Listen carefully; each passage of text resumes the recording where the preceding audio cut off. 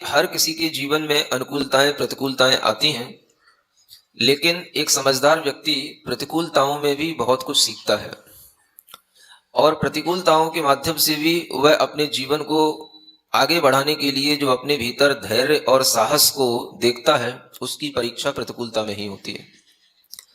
कभी भी किसी के लिए कोई भी चीजें सदैव अनुकूल नहीं रही। किसी के लिए कभी भी ग्रहों की दशा हो या कोई अन्य दशा हो, हमेशा एक जैसी नहीं रहती।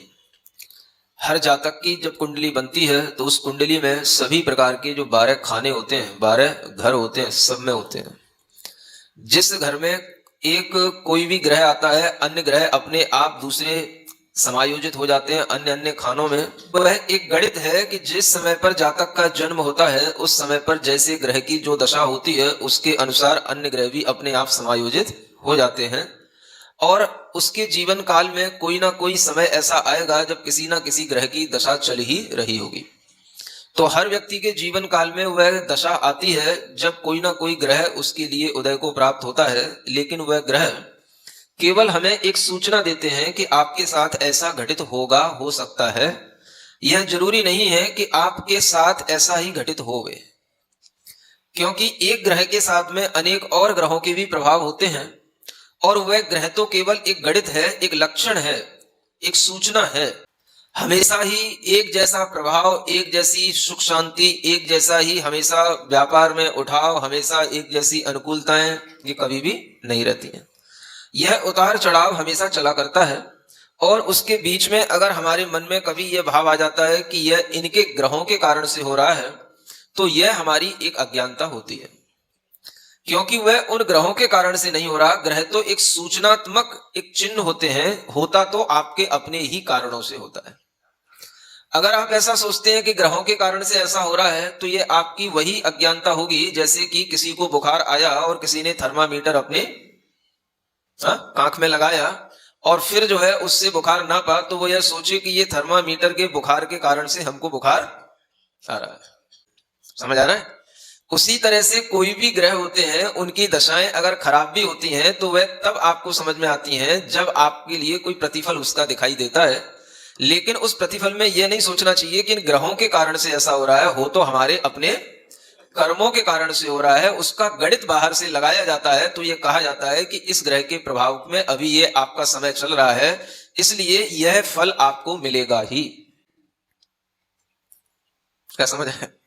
वो ग्रह अब आपके फल को बदल नहीं पाएगा, ग्रह की पूजा करने से आपका फल नहीं बदलेगा। क्या समझ आ रहा है? लोगों के अंदर वो थर्मामीटर का उदाहरण ध्यान में रखो। अब उस थर्मामीटर का बुखार आप डाउन कर दो झटका के, तो बुखार डाउन हो गया है? वो तो एक सूचक है कि आपको क्या हो रहा है, इस बात को बताने का। समझ आ रहा है? ऐसे ही जो लोग अज्ञानता में ग्रहों की पूजा करने में लग जाते हैं, ग्रहों के चक्कर में पड़ जाते हैं, वो क्या कर रहे हैं? मानो थर्मामीटर की पूजा कर रहे हैं कि मेरा बुखार कम हो जाए।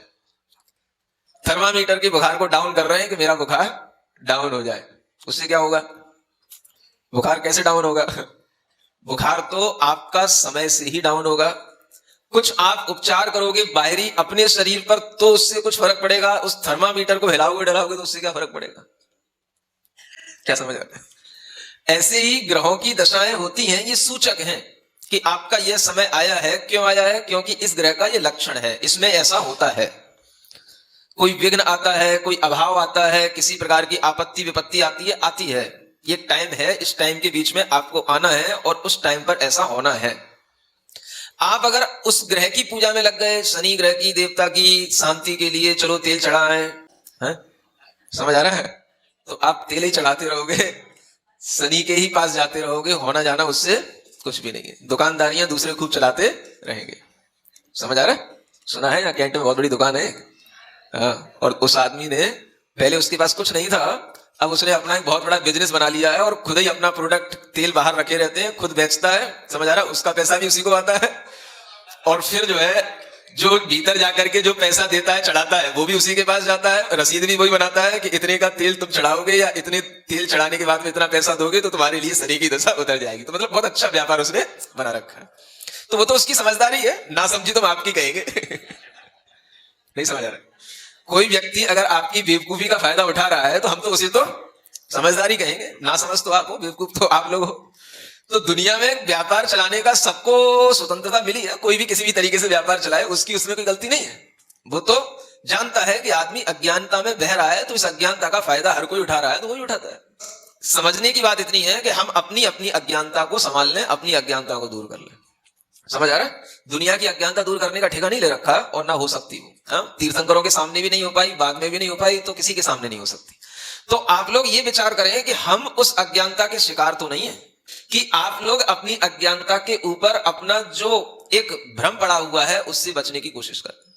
समझ आ रहा है? कितने ही लोगों को आप देखते हैं, हम भी देखते हैं, सुनते हैं, जब व्यक्ति आपत्ति में होता है तो उससे जो कोई भी ज्योतिषाचार्य जो कहता है वो सब करता है। समझ आ रहा है? एक कहा जाता है मरता क्या नहीं करता, और मरने वाले को और मारा भी जाता है। समझ आ रहा है? एक तो आदमी के पास कह रहा है कि मेरा घाटा चल रहा है, पैसा नहीं है। समझ आ रहा है? और जब ज्योतिषाचार्य कहता है भैया तू इसमें पन्ना की अंगूठी लगा है, इस वाली उंगली में तू ये कौन सी नीलम के नग पहन। समझ आ रहा है? तो आदमी को अब 10,000 20,000 के नग और खरीदना, वैसे तो घाटा चल रहा है, और 10,000 20,000 का नग खरीदेगा और उसी के पास से खरीदेगा, कुछ उसको भी देगा। तो बस वही है, जो मर रहा है वो मरता जाता है, जो उठता है वो उठता जाता है। तो जितने भी ग्रह इत्यादि ये बाहरी चीजें हैं, ये केवल एक सूचक हैं। होता है तो होता है, उसको आप अगर बचा सकोगे तो सिर्फ इतना ही कि उससे पहले आप कुछ भक्ति करो, कुछ आप सही ढंग से अपना समय निकालो, जिसके माध्यम से कुछ आने वाले कर्मों में परिवर्तन हो सके तो अच्छा, और नहीं हो सके तो उसको भी आप समता भाव से यह सोच करके कि इससे भी हमको लाभ होगा, ऐसा सोच करके आप अगर रहोगे तो आप उन कर्मों के फल से बच सकोगे।